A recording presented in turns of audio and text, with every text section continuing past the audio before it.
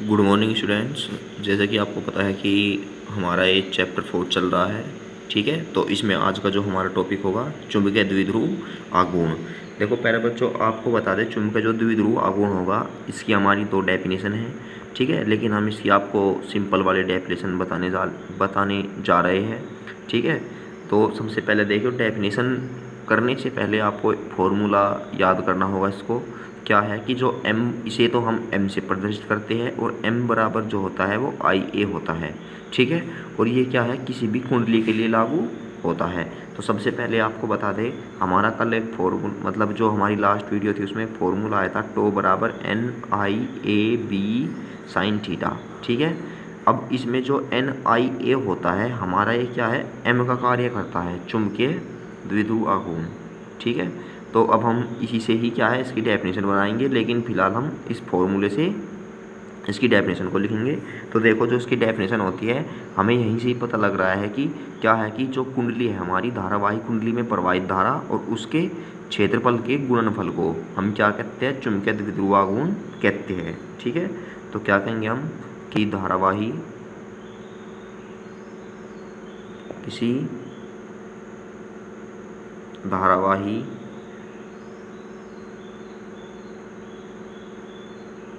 कुंडली में प्रवाहित धारा तथा उसके अनुप्रस्थ भी नहीं, यहाँ पे अनुप्रस्थ कटिंग कर दो हाल तो, ठीक है। तो उसके क्या क्षेत्रफल का गुणनफल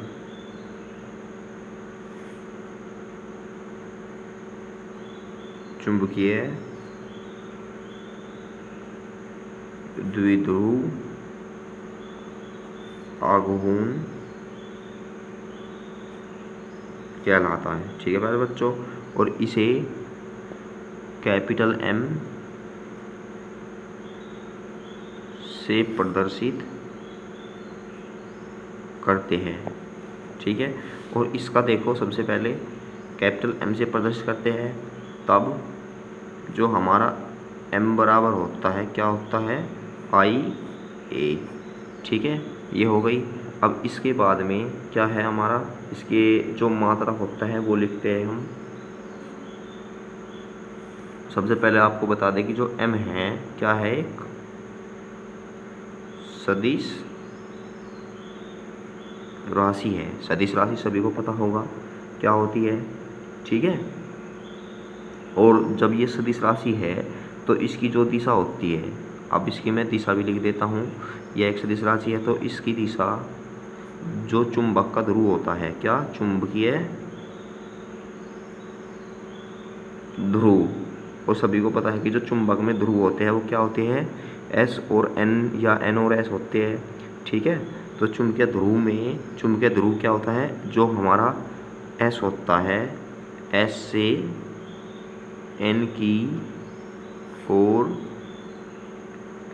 होती है, ठीक है प्यारे बच्चों। अब इसके बाद में देखो जो उसका मात्रक होता है, हम यहीं से इसका मात्रक लिख देते हैं। इसका मात्रक देखो, इसका मात्रक, धारा का मात्रक क्या होता है, एम्पियर, और A का जो मात्रक होता है क्या होता है, मीटर स्क्वायर। तो इसका मात्रक भी मिल गया हमें, तथा इसकी विमा। अब ये बताओ जो उसकी विमा है, सभी को पता है कि जो क्षेत्रफल है, क्षेत्रफल की विमा क्या होती है, L स्क्वायर, क्योंकि 11th में सभी ने पढ़ा है, ठीक है। और धारा की जो विमा होती है क्या होती है, वो कैपिटल A। तो विमा क्या मिलेगी हम इसकी, L स्क्वायर A। तो आई होप यहाँ तक समझ में आ गया होगा। देखो सारा का सारा जो हमारा डेफिनेशन का खेल है वो सारा इसके फॉर्मूले से ही है, ठीक है। तो यहाँ तक सभी को समझ में आ गया होगा। अब इसके बाद में देखो, ये तो होगी हमारी एक जो चुंबकीय द्विध्रुव आघूर्ण है इसकी डेफिनेशन। इसकी एक और डेफिनेशन बनती है हमारी, वो क्या बनती है, देखो यहाँ से, कि हम जानते हैं कि, अब ये बताओ, हम जानते हैं कि जो टो बराबर होता है वो क्या होता है, NIAB साइन थीटा। अब सभी को पता है कि टो बराबर क्या होता है, चूँकि टो बराबर एक जो भी वैद्युत क्षेत्र होता है उसमें क्या होता है, पी साइन थीटा। ठीक है मेरे बच्चों। अब इसमें ये बताओ, ये तो होगा हमारा वैद्युत क्षेत्र, इसमें ये हो गया हमारा चुंबकीय क्षेत्र।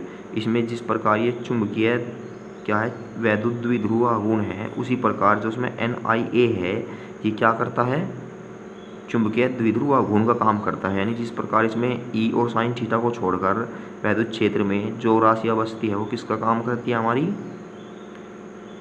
वैद्युत द्विध्रुव आघूर्ण की। इसी प्रकार चुंबकीय क्षेत्र और साइन थीटा को छोड़कर दो राशि को, ये जो जितनी भी राशि बचती है ये हमारी क्या करती है, चुंबकीय द्विध्रुव आघूर्ण का काम करती है। ठीक है, तो क्या कह देते हैं हम, जहाँ NiA चुंबकीय द्विध्रुव आघूर्ण कहलाता है। अब चुंबकीय द्विध्रुव आघूर्ण कहलाता है। ठीक है, यानी कि जो M बराबर है NiA। देखो पहले बच्चों, N की मल्टीप्लाई इसलिए है क्योंकि कुंडली में जो फेरों की संख्या होती है तो हम क्या कर देते हैं, उसमें मल्टीप्लाई कर देते हैं। तब इसको हमने मान लिया समीकरण 1। ठीक है, तो समीकरण 1 से, तो समीकरण 1 से जो हमें टो बराबर मिलेगा यहाँ से कितना मिलेगा, वो MB साइन थीटा। ठीक है प्यारे बच्चों। तो अब ये बताओ, एक तो टो ये हो गया हमारा, तो टो बराबर, यदि आपको देखो जो लास्ट वाली वीडियो थी उसमें मैंने टो बराबर ये फॉर्मूला डिराइव करवाया था। ठीक है, तो उसमें जो हमारा साइन थीटा है, यदि हम इसे 11th के हिसाब से क्रॉस प्रोडक्ट में लिखे सदिश रूप में, तो क्या लग जाता है, टो के ऊपर वेक्टर और M vector cross B vector. हमें पता है कि जो क्रॉस प्रोडक्ट होता है उसमें क्या लगता है, साइन लगता है। तो आई होप यहाँ तक समझ में आ गया होगा सभी के। ठीक है, अब इसके बाद में देखो, यदि मैं B को क्या कर दूँ, 1 कर दूँ, क्या कर दूँ, B को 1 कर दूँ, और जो कुंडली है वो क्या कर दूँ, मैं उसके लंबवत रख दूँ चुंबकीय क्षेत्र के। ठीक है, तो यहाँ से बताओ जो हमारा टो है, टो हमें डायरेक्ट किसके मिलेगा, M के। तो हमारी जो डेफिनेशन है यहीं से ये भी बन सकती है कि जो किसी, देखो लिख ही देता हूँ पहले, कि किसी चुंबकीय द्विध्रुव का आघूर्ण, किसी चुंबकीय द्विध्रुव का आघूर्ण, ठीक है, उस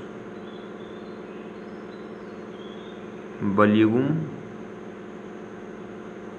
आघूर्ण के बराबर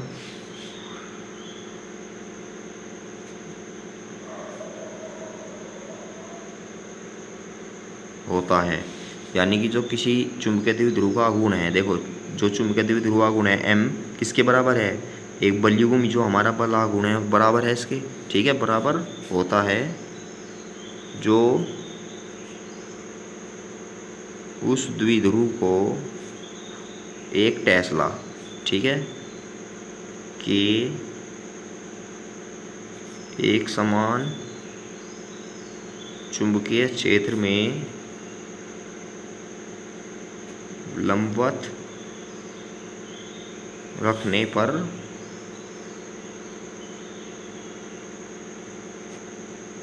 लगता है। ठीक है प्यारे बच्चों, अब देखो थीटा की वैल्यू हमने कितनी ली, 90। तो इसका मतलब है कि जो हमारा चुंबकीय द्विध्रुव है, देखो चुंबकीय जो द्विध्रुव होता है पता क्या होता है, ये मतलब ये क्या है, एक निकाय है जिसे चुंबकीय क्षेत्र में लगने पर एक बल आघूर्ण कार्य करता है। क्या कहलाता है, चुंबकीय द्विध्रुव कहलाता है। ठीक है, ये इतना इम्पोर्टेंट नहीं है, ये इम्पोर्टेंट ये है हमारा, ये आ जाता है, इस पर इम्पोर्टेंट भी लगा सकते हो तुम। ठीक है, अब ये बताओ यहाँ तक तो कंप्लीट होगा सभी का। अब चलते हम नेक्स्ट टॉपिक पर अपने। अब हाँ देखो, इसके बाद जो हमारा नेक्स्ट टॉपिक है ये इससे ही रिलेटेड है। क्या है, परिक्रमण करते इलेक्ट्रॉन का चुंबकीय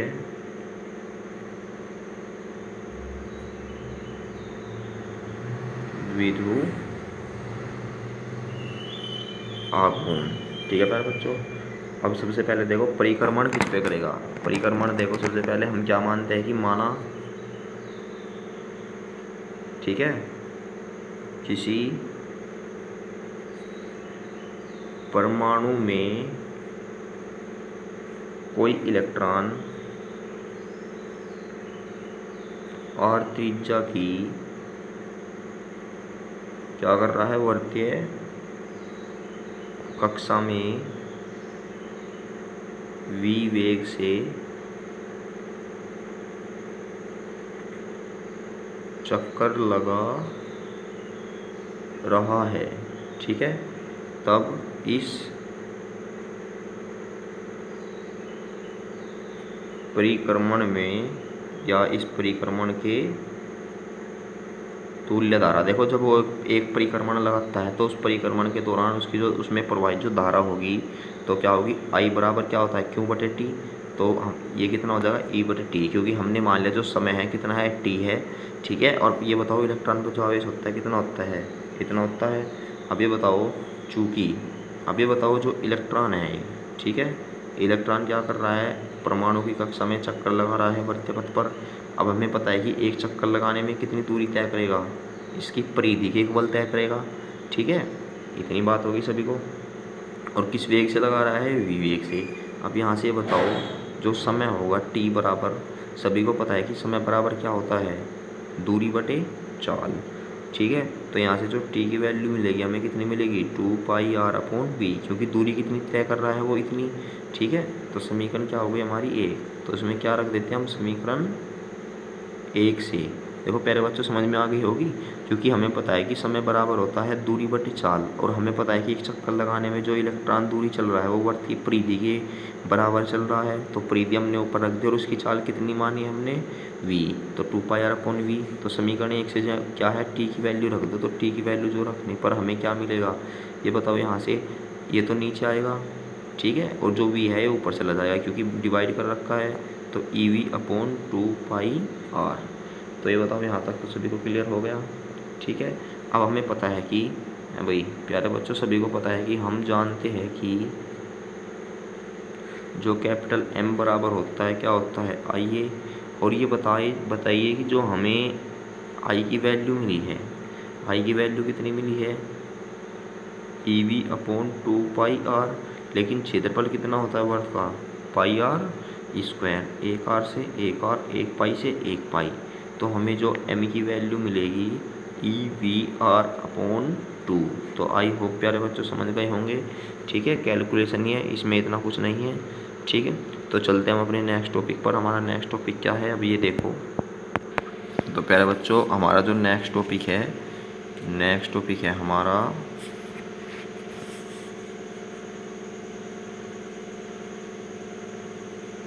धारामापी, ठीक है। धारामापी को हम इंग्लिश में गैल्वेनोमीटर बोलते हैं। तो सबसे पहले आपको बता दें कि जो धारामापी है, धारामापी का देखो सबसे पहले से क्या होता है, ठीक है। ये कि हमारा क्या है, इलेक्ट्रॉनिक यंत्र है।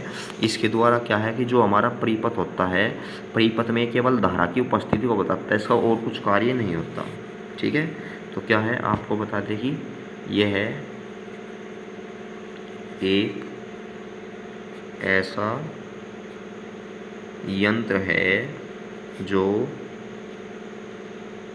विद्युत परिपथ में क्या है, वैद्युत धारा की उपस्थिति को बताता है, ठीक है, उपस्थिति को दर्शाता है। लेकिन ये नापता नहीं कि परिपथ में कितनी प्रवाहित धारा है या कितनी है, ठीक है। तो सिंपल सी बात है। और दूसरी बात, जो हमारा धारामापी है, ठीक है, ये केवल क्या है, परिपथ में धारा की उपस्थिति को दर्शाता है, लेकिन मापता नहीं। लेकिन मापते किससे हैं हम, सभी को पता है कि सभी के घर में जो एमीटर होते हैं, ठीक है, होंगे एम्पियर भी, क्योंकि जो चार्जर होते हैं हमारे वो उसमें एक क्या है, एक सुई लगी होती है जिस पर एमीटर लिखा हुआ होता है, ठीक है। तो वे क्या होते हैं, एमीटर, वो क्या है, परिपथ में जो धारा रहती है उसको बता देते हैं। तो आई होप प्यारे बच्चों पता लग गया धारामापी क्या होता है। अब जो धारामापी होते हैं प्यारे बच्चों हमारे दो प्रकार के होते हैं, आपको बता दें, पेंसिल, ठीक है, यानी कि यह है क्या होते हैं, दो प्रकार के होते हैं। सबसे पहला देखो जो हमारा होता है, एक तो होता है हमारा किलकित इनके बारे में हम नेक्स्ट वीडियो में चर्चा करेंगे, ठीक है। किलकित कुंडली,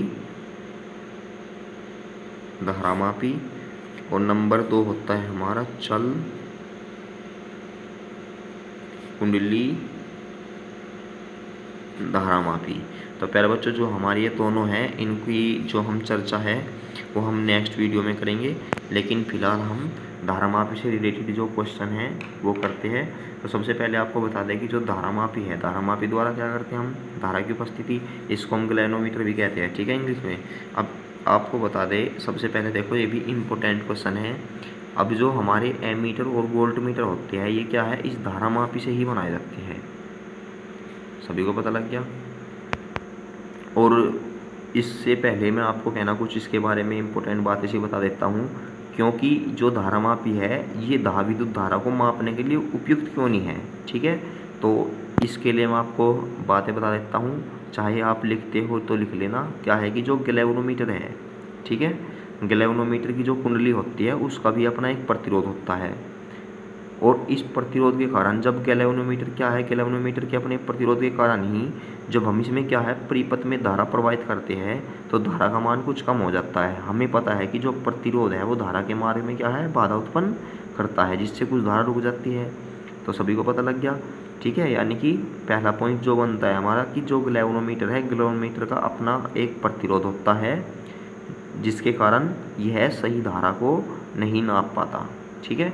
अब जो दूसरा पॉइंट बनता है क्या है कि जो गैल्वेनोमीटर है, गैल्वेनोमीटर में कुछ माइक्रो एम्पेयर की विद्युत धारा से ही जो फुल विक्षेप का मतलब है, यानी जो सुई है, सुई, ठीक है, वो ज़्यादा हिलने लगती है तो फुल विक्षेप आ जाता है। इससे अधिक धाराएं नापना संभव नहीं है। एक ही हो गई हमारी। और दूसरा जो आता है हमारा क्या है कि जो अधिक धारा प्रवाहित होने पर कुंडली के जल जाने की भी संभावना होती है। ये हमारे 3 टॉप पॉइंट है धारामापी से के संबंध में, ठीक है। अब क्या है कि जो हमारा धारामापी है, इसकी हमारी कल चाहे 30 मिनट की वीडियो बन जाए, 25 मिनट की, कल हम ये चैप्टर कंप्लीट करा देंगे और न्यूमेरिकल स्टार्ट कर देंगे, ठीक है प्यारे बच्चों। तो मिलते हैं हम अपनी नेक्स्ट वीडियो में।